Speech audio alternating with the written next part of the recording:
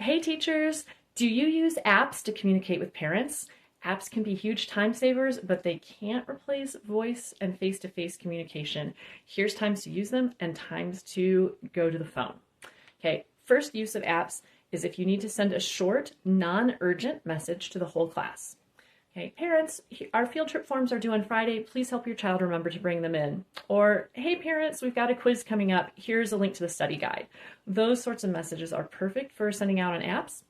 They're quick and easy, and if a parent doesn't read it or doesn't get it, it's okay.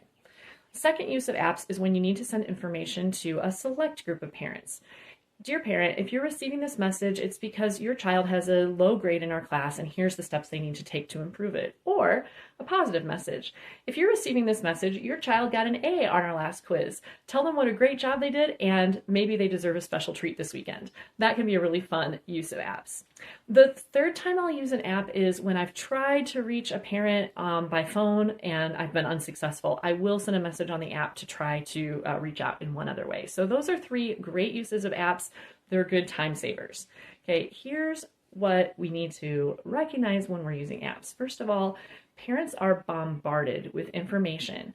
If you have school-age children, you know, like I have only one child that's school age right now, out of a total of 4, but my school-age daughter, we get talking points messages from the school, we get remind messages from the church, we get band messages from Scouts, we get Slack messages from her music group. We're also in several group chats, and it can be overwhelming, and that's just with one kid. So you can imagine that parents that have several children in different levels of school or in lots of different activities, the amount of information they get on these apps can be a lot to manage.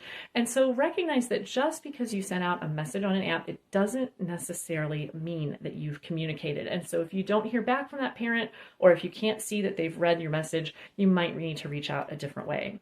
The second mistake I see teachers making is using apps as their primary or their only form of communication. And I do understand when you have sensitive information or you're afraid the parent's going to be angry, it can feel a little bit of a protection to send it by an app versus picking up the phone.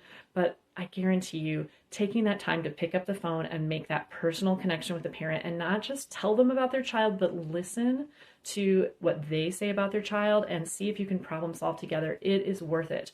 And being nervous or afraid of the call isn't a good reason to only use an app. Sometimes with sensitive information, you need to pick up the phone. If you'd like to learn more about that, check out my other videos.